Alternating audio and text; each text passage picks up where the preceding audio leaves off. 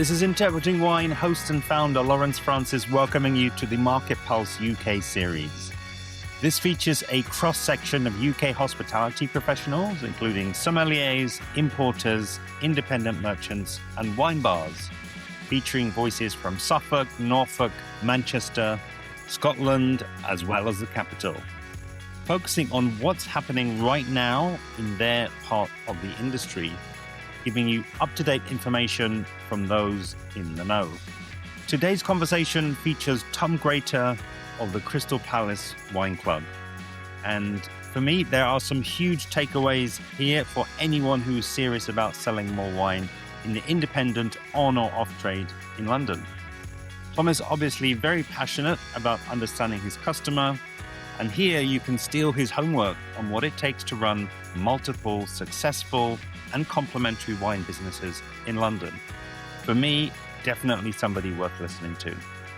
We first hear Tom's origin story and get an insight into his current role before discussing their customers and specifically what influences their buying decisions. Next, we discuss the trends that Tom is paying attention to and what regions he's most excited by now. Closing on the green and red flags when it comes to buying wines for their portfolio. Enjoy.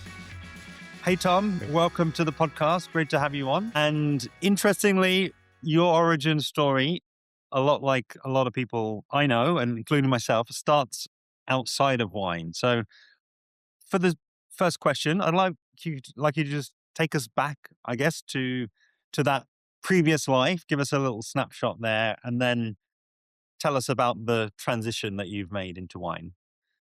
Yeah, of course. So potted history is that I was a journalist for about 10 years after I graduated, working in film and TV business. It was a fun career with lots of travel, but I realized towards the end that whenever I was doing that travel, going to various film festivals around the world, I was spending a lot of time looking at where I was eating and drinking. And that was really my passion, and had been since I was a child. I spent a lot of time in France when I was a kid.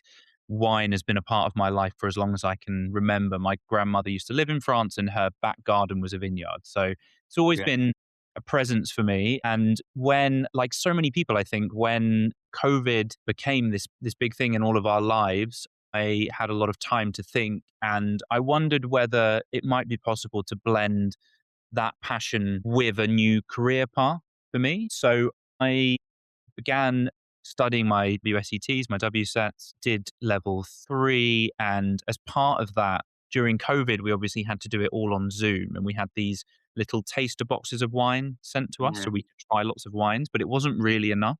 And so I created a local group here in Crystal Palace in South London for fellow WSET studiers and also for wine enthusiasts, where we would get together, kind of pandemic rules allowing, to taste wines together. And that was called Crystal Palace Wine Club. It was originally a WhatsApp group. It became quite popular. We started at my house. We started going to various wine shops and bars, and it was just a lot of fun. And eventually we were quite oversubscribed, and a few people suggested, well, you're actually enjoying this a lot. You're kind of hosting the event now, which I didn't do at first. Why don't you do some pop-up ticketed tastings? So we started working with a cafe just around the corner from my house. And we started doing a couple of months with them. It became an Instagram page, which again took off a bit as well. And we'd do about 20 tickets, and they would always sell out instantly. And so off the back of that, after about 6 months, I kind of realized the amount I was spending on venue fees was actually bizarrely not miles off what I would spend to rent the shop 2 doors up the road, which the guy was looking to get out of. It was a coffee shop. And so then I just thought, well, why don't I just open a bar? Like I thought we'd open 4 days a week. It would cost me minimal beyond what I was already spending on hiring these venues. Yeah.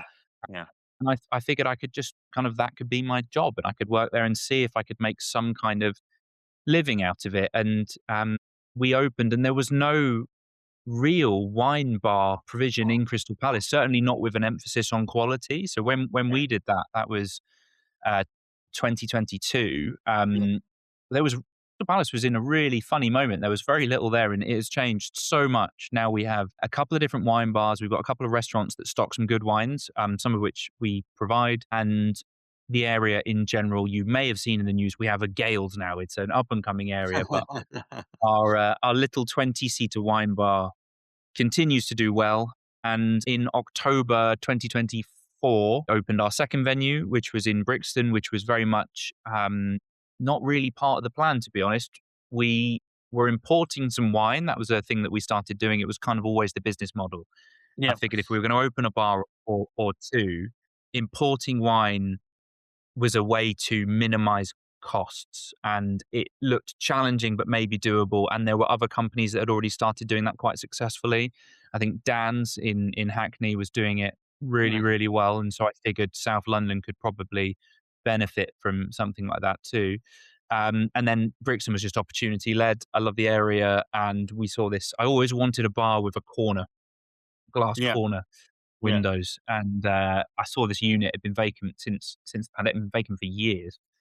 It falling apart really, and no one had rented it, and so we rented that, opened a second bar, so now we have two plus our import business as well.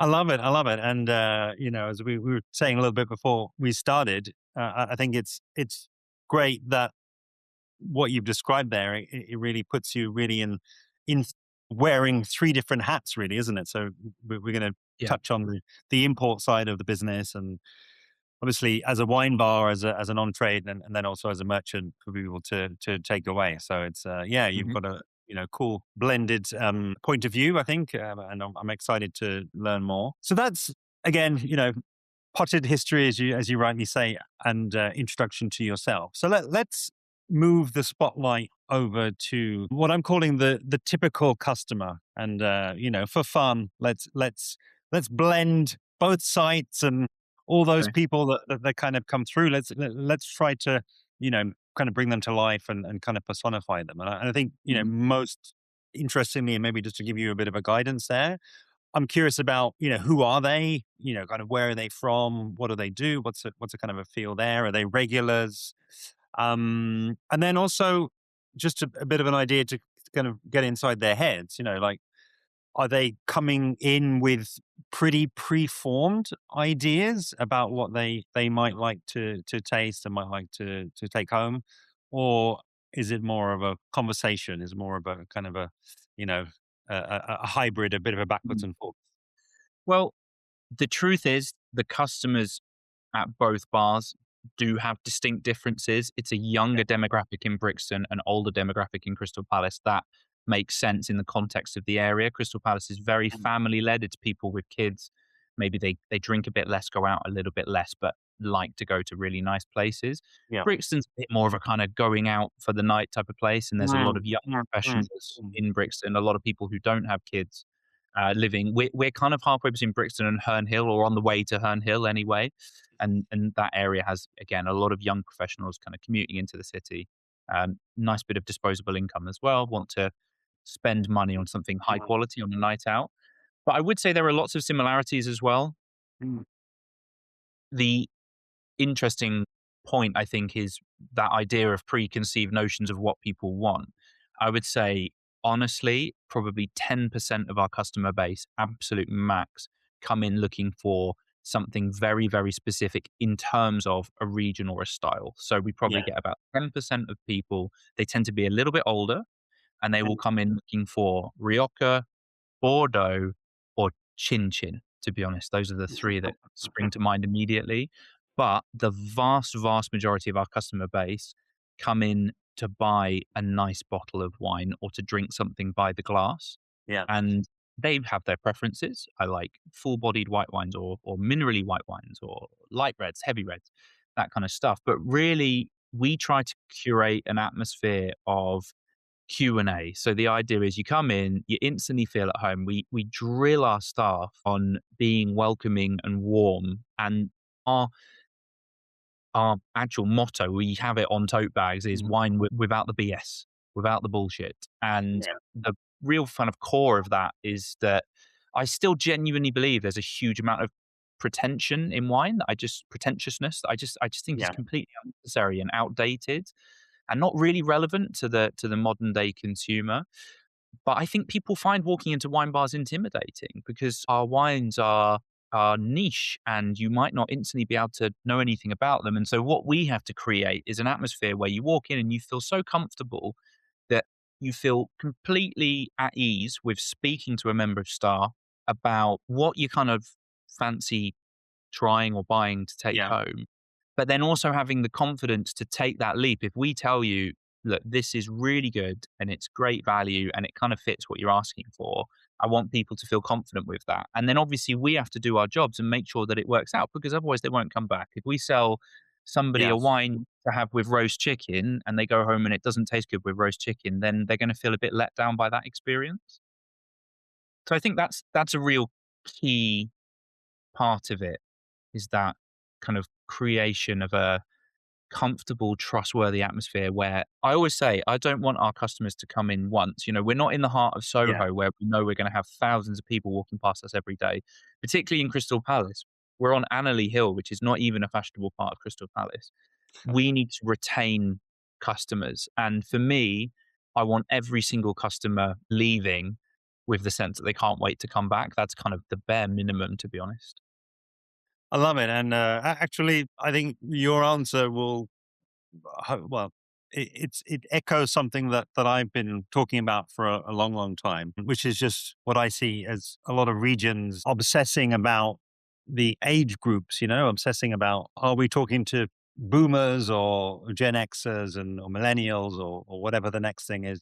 And I think actually that kind of comparison between Brixton and Crystal Palace is really interesting because as you say, on the face of it, people are different ages and different stages and all the rest of it. But if you look at the psychographic, what's in people's minds, there's actually more in common than not. It's like, okay, let's go into somewhere that is welcoming, where people are friendly, where we can even just go in there without preconceived notions of what we're looking for. We don't need to know what we're looking for. We're able to have a conversation, figure it out, maybe try one or two things that are open, settle on something interesting and yeah, Yeah. suitable to Can I have. add something to that as well? So I actually see coming into our bars, this might sound a bit pretentious, I suppose, which is the opposite of what I'm trying to do, but I see coming into our bars as experiential. Like I do think of it as you come in for an experience. I don't really see our bars as drinking establishments. Like if I want to go out for a pint and a packet of crisps with a mate and spend, I mean, I don't even know how much that costs now, like £8, £9 50 quid. probably. But regardless, like if I want to do that, then I'm going to go to a pub. Um, Personally, I don't go to pubs to drink wine because of the offering, but I know a lot of people do, and that's fine. You want to go and drink wine with your friends in a pub. I do see coming into our bars as a slightly more elevated version of that. Now, it's not to say that we're unaffordable and that people don't do that. And in fact, in Crystal Palace, we have regulars who come in all of the time. A lot of people come in on their own and they'll have a house wine. I mean, these wines are £7 a glass. Mm. It's super affordable and it's in line with pub pricing, but the quality is drastically higher. It's always been really key to me that we could offer that to people. But actually, the fundamental thing that I'm trying to sell to people is this idea of an experience. So you come in, yes, you can have your £7 glass and a bowl of almonds if you want and spend under £10. That's absolutely fine. But for the majority of people, what I'm trying to do, because actually people really, the majority of your customers will not come in very regularly. You'll have a core of regulars, maybe 10 or 20% of your Yeah. customers. Most people, they come in, they love it, and you're lucky if they come back twice a year, particularly if they live more than kind of 10 minutes away. I think we all find that, particularly if you have kids. I have two kids. There's so many places in London that I love. I'm lucky if I get there once a year. So when you come, what I want you to get is an experience. And that experience is it can be a tasting event, which we host every week Oh, at both mm, bars. So that can be an actual mm. sit down guided tasting of six wines with, we've got about five, six people who host our tastings and they're all brilliant. That's a really fun thing. They start from about 20 quid, or some of them are a bit more expensive with food, but you get a lot of bang for your buck. You get to try lots of wines, get a lot of information. It's 2 hours plus of entertainment. And then if you come in on a non-event day, it's still kind of something similar in that if you want to try a couple of wines, that's absolutely fine. You can taste a Yeah. couple of things. And if you want to have a chat with someone about, what does oak aging actually do to a wine, then we also offer that ability as well. And if you want to ask us about our cheeses and where they come from, we also offer that experience. So I see it as maybe it's kind of akin to like going to the cinema or the theater even. So I'd like to think that people would come in and spend, more than that 8, 9 pounds on their trip in. They might come in and spend £40 a head, but feel like they got 2 hours of great atmosphere, maybe some good wine chat, and also kind of delicious products as well.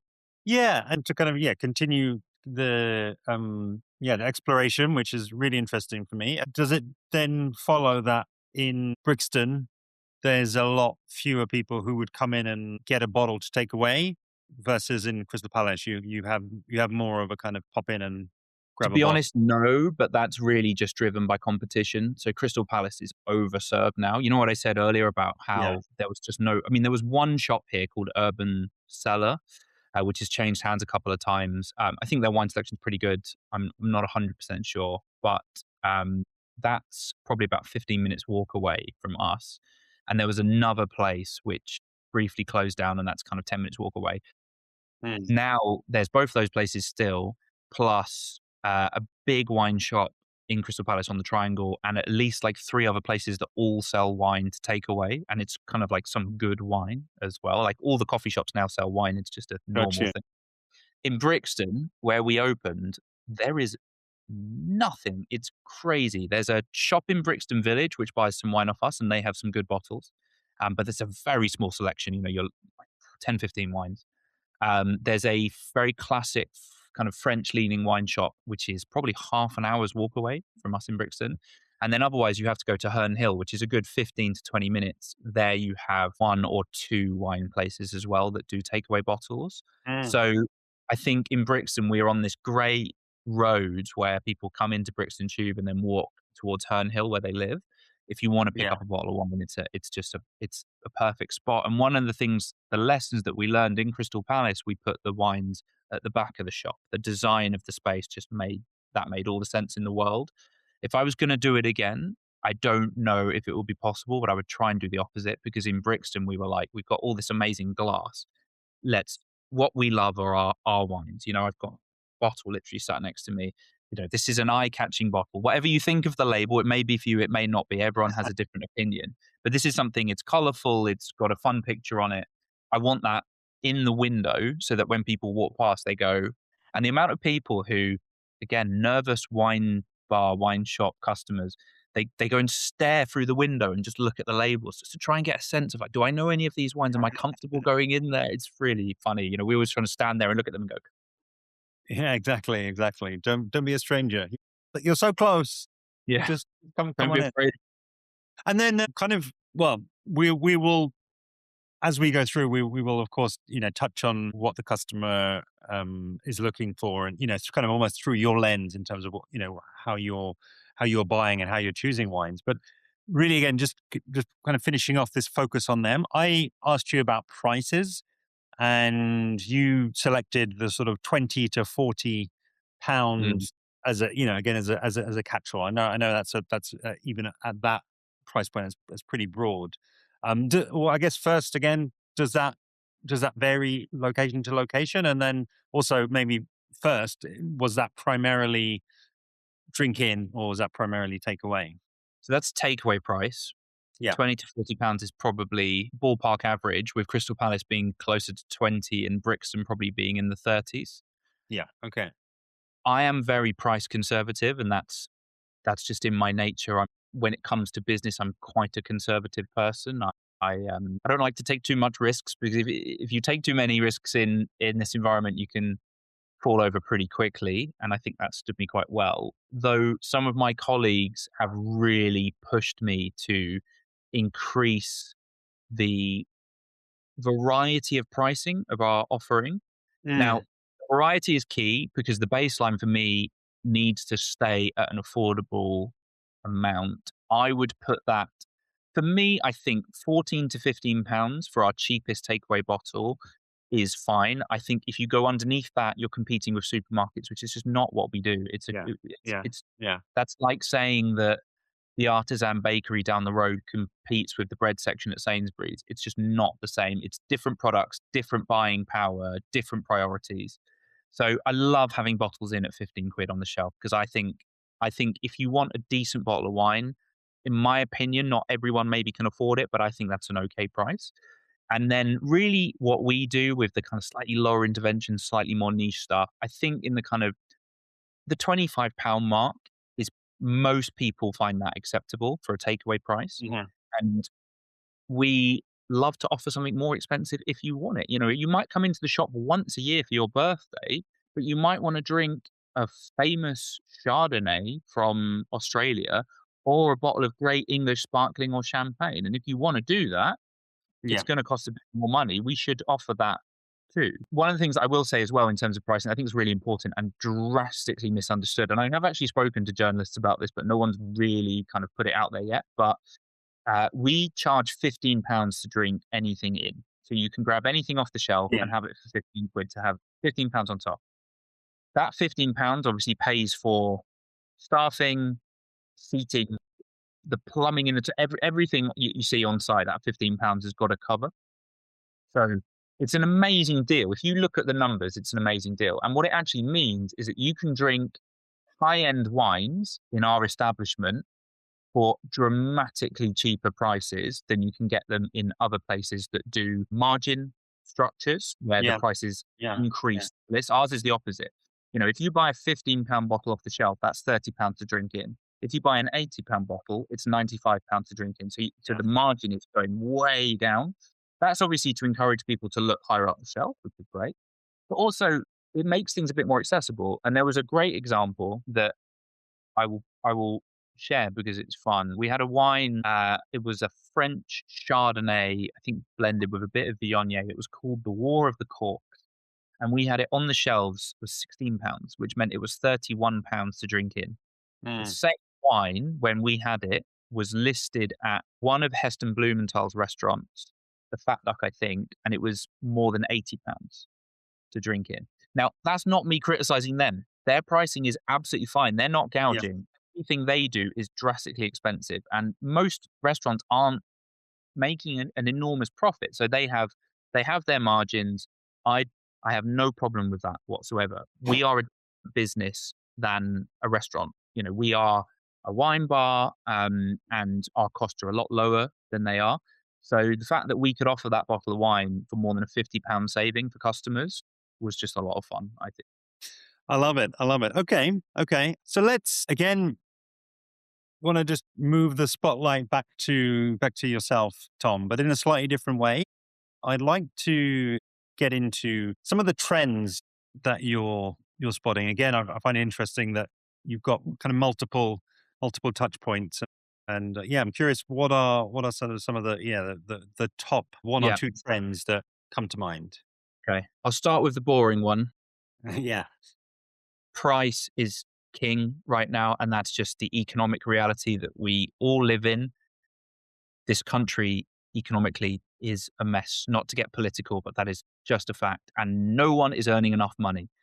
That is just the truth.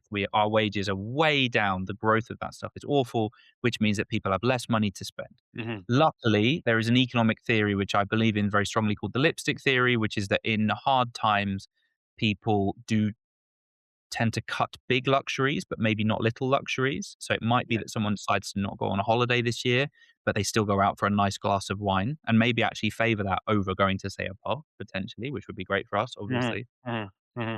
But we have to respond to that. And that means that we need great value wine offerings that we can sell at a price that people want, but also keep our business afloat. Because I can promise you, it is incredibly expensive to do what we do, and the margins are slim. And none of us are getting rich. In fact, it's miles away from our agenda. I simply want to keep the business running. That's kind of the idea. So we go to a wine fair every February in Spain and we look for some new wines. And this year we were all about value. We found two new producers who we're thinking of importing from that will allow us to both wholesale the wines at prices that our customers tell us they're looking for and also retail them £20 or under, which is absolutely critical. So that's just something that, we listen to from our customers, and it's I'll not the just same for quickly jump everybody. in there. I presume that's Barcelona Wine Week that you're Yes, talking correct. about. Yeah. Yeah. First I week could, of Feb. We I go wanted every to year. sort of out there as just a mini segue, but I think it's a really exciting thing seem to be happening. I've never actually been, but as an outsider, seeing what friends have been posting, it's not just about Wine Paris. I think there are multiple other big fairs out there We that didn't go to Wine you take Paris this stuff. year, so Mm, I've actually never been to Pro Wine. I don't think it just doesn't fit my business. In Paris, I did for 2 years, and there's some fun, but we've really, aside from seeing people we know, I've done no business in Wine Paris. Barcelona Wine Week, our company is Spain focused, so obviously Barcelona Wine yeah, Week makes sense yeah, for us. yeah.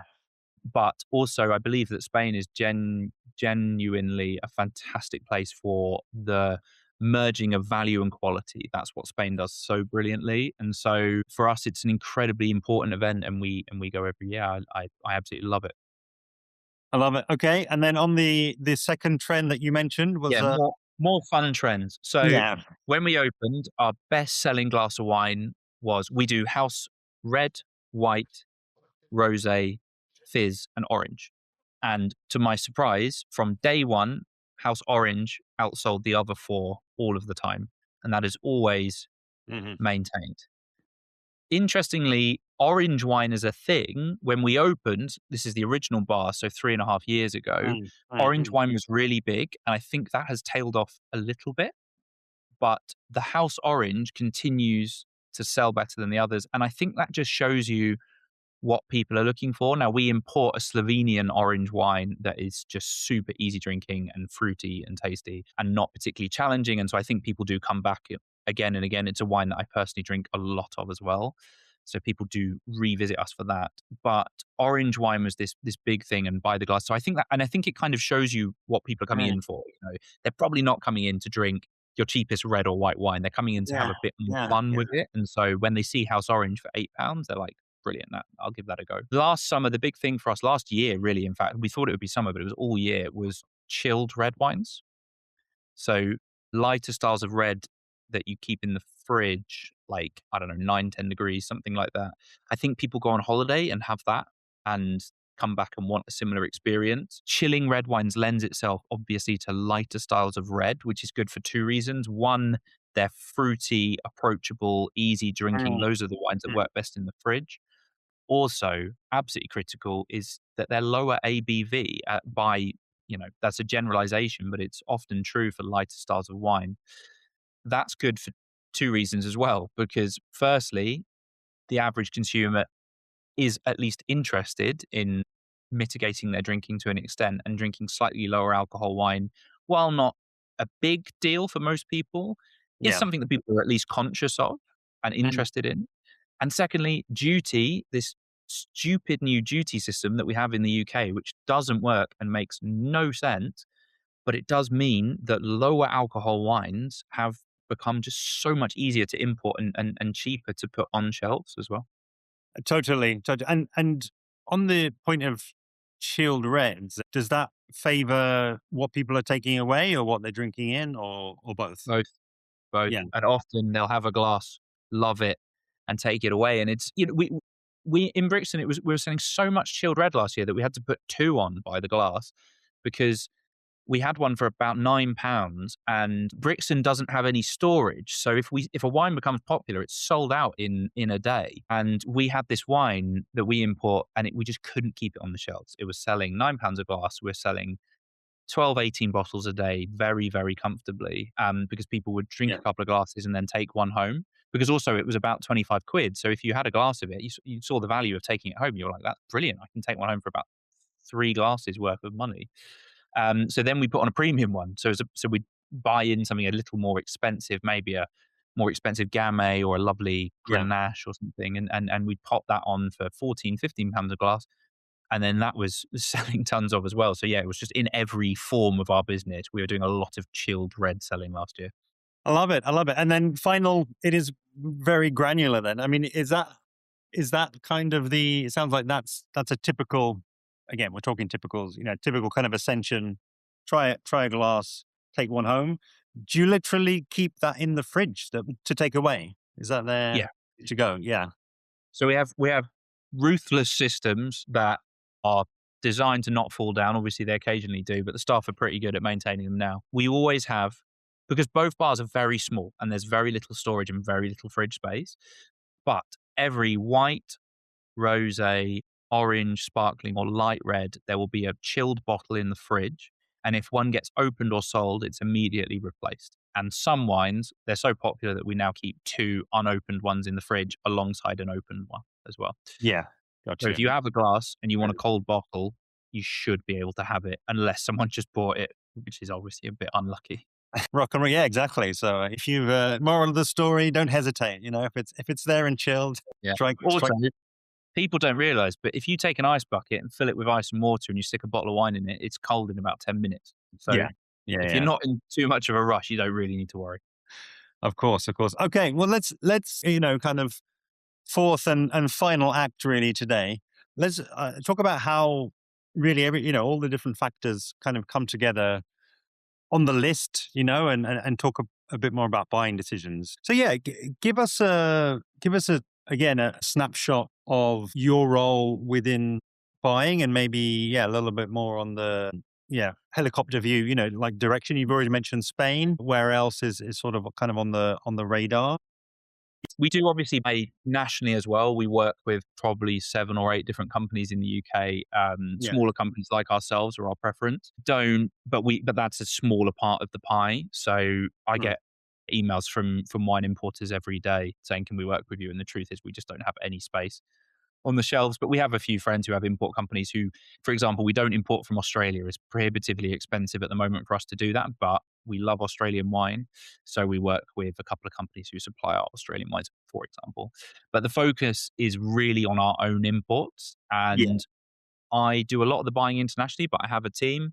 We have our wine director, Ed, who works very closely with me on that side of things and is a big part of the decision making. And he has an incredible palate, which really helps. He's got years more experience than me, which is brilliant as well. Um, and at the moment, like I said, we have a big Spain focus. We've just done Mm. a recce for some value wines because the portfolio was lacking stuff. To be honest, it's under 10 quid as a ex-VAT wholesale price. We didn't really have much of that, and everyone wants it. That's the truth. It's a race to the bottom to some extent. So we're not buying cheap juice that we're going to sell. I'm not competing with companies that are doing 5-10% margin on rubbish wines. That's just not of interest to Mm. me. I Mm. don't need to sell to supermarkets. I don't need to sell huge volumes to pubs. That's not the business I want to be a part of. But I do want to offer my clients good, affordable house wines that they can put on their list for good prices. So that's been a real focus. We have expanded a bit more internationally. We've been working with one producer in Slovenia for actually about 3 years now, and those wines have been incredibly successful for us. They're called Gabinek 23. They are great presentation, great quality, and really good prices. So that makes a lot of sense. Last year, we expanded to France for the first time with one Burgundy producer. Mhm. That allowed us to bring in a slightly more premium offering of a Macon Village and a Pouet Fusé. Slightly bit of a gear shift for us, that one, but it just makes so much sense for the bars. And we have had some really good feedback on that wine. It's in the context of what it is. It's actually not too expensive and the quality is really good. And we also managed to bring in, interestingly, some wine from New York's Finger Lakes on the same shipment because it was being stored in the Rhone.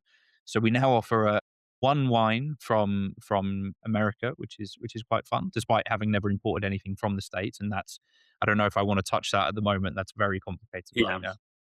now. Um, we are looking quite closely at Italy as potentially a next frontier for us. Though, to tell you the truth, we don't need much more wine. We have really good quality wines. We've got quite a few now. We have kind of, let's say, maybe 4 or 5 core producers Yeah. that we see those as our business. So we intend to focus on them for the long term. They're everything about them, in our opinion, makes sense for the market. So we'll keep focusing on them. But the other one that's been big for us is England. Actually, English wine. Mm.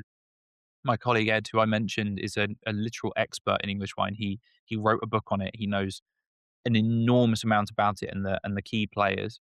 And so he has built a little stable for us of a few of the more kind of boutique English producers who we've started working with on either a selection of their wines, or we're talking with a couple of people about maybe giving us a kind of exclusive wine that is for the bars, but also for wholesale. And that's been a lot of fun, and it's challenging English wine. It's expensive to make. Everything about working in England is expensive, but it's obviously great to not have to ship it very far, and also to highlight the quality of what we have on our doorstep. That, to be Yeah. honest, I would say 95% of wine drinkers in the UK essentially have no idea of beyond maybe a bottle of English sparkling. Yeah, no, all totally makes sense. I wish we could really, yeah, take a swim in all of these different countries and supply routes. But really, kind of as we look to closing, I'd love to get those sort of, I think, high level takeaways. So let's start. We'll start with the bad. So what might be, again, one or two red flags that kind of jump out to you? And again, I can see you're mainly looking at the import side of things. That's your focus. So it may well be when you're meeting a producer, and you say, okay, does this have potential? It sounds like you're probably able to kind of cut it off at the pass and rule it out relatively early. Red What? flags in terms of wines that we're looking at. Yeah. So, uh, well, unrealistic pricing is a complete non-starter. There is so much wine out there. Like, Mm, it's if you actually look at how much wine is produced globally, it's staggering to believe, and it's a lot more than what gets sold and drunk. I can promise you that. The market is absolutely flooded, and it is causing real issues in certain places, I know. But that means that we have the luxury of choice, and particularly as we're a small company, we don't bring in mm, 100 pallets at a time. We're much, much smaller than that. So we can be really picky. And so if someone offers me a great wine at an unrealistic price, well, why would I look at that? Because there's another great wine on the stall next to you at Barcelona Wine Week, or your mm, producer up the road is offering you something, offering something of equitable quality for better value. So that, I mean, it's a business ultimately. So pricing is an absolute starting point for us. Quality is completely non-negotiable, obviously. Again, there's so much wine out there. If it's not pristine, I'm not going to work with it. What would be the point? And I think specifically on that, it's got to travel as well, which does make natural wines, lower intervention wines, something that we have to really consider closely. When we meet a producer, we will, before spending a penny with them, we'll have them send over some bottles to us, just 6 bottles or something. The wine that I showed earlier, the Ganadero from Toledo. So this has never been in the UK before. We met these guys at Barcelona Wine Week, and they sent us 3 bottles of red, 3 bottles of white. I'm taking these to customers to see if they like them, yeah, but also I want to taste them myself and just see, did the transport kill the wine? Because sometimes it does. And also, when I open it, can I drink it the next day? Because if it doesn't work, if it's too unstable to last 24 hours, then I can't serve it in the bar by the glass. And that restricts an enormous part of my business, and customers can't take it by the glass. So that just doesn't really work. We started working with our first 0-0 producer this year, based in Tarragona in Spain. We've never done it before. I met the guy. He's super young, incredibly intelligent, and we tasted his wines and we were like, wow, this might be the one. So we brought over a small amount, and they don't go off. They don't go mousy. They don't yeah, uh-huh. go flat. They stay really, really superb. So we were like, right, this guy we can work with. And then the third consideration is presentation.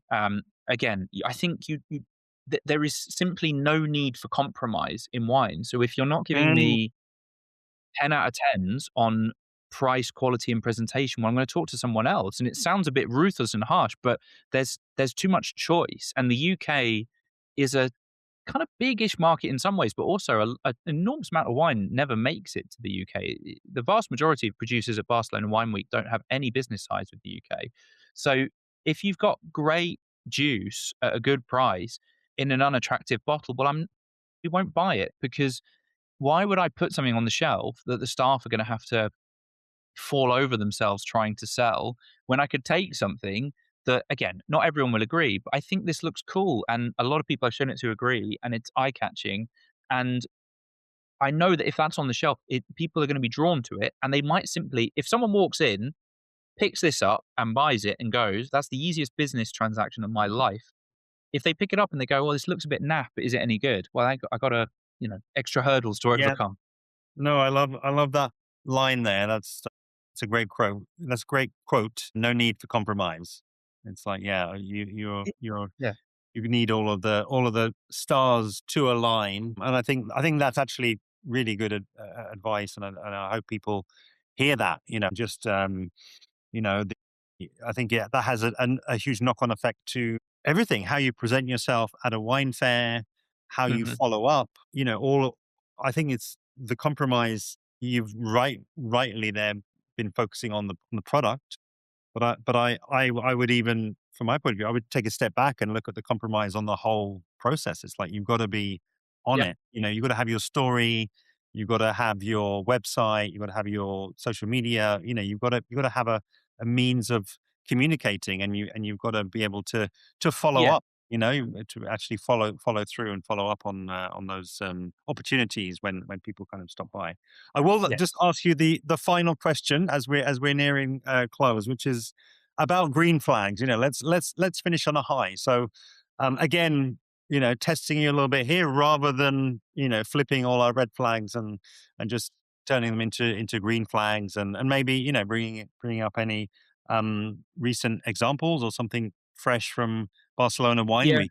There's something that really attracts you towards a producer, and at least gives them For a sure. foot in the door, which is the key thing, isn't it?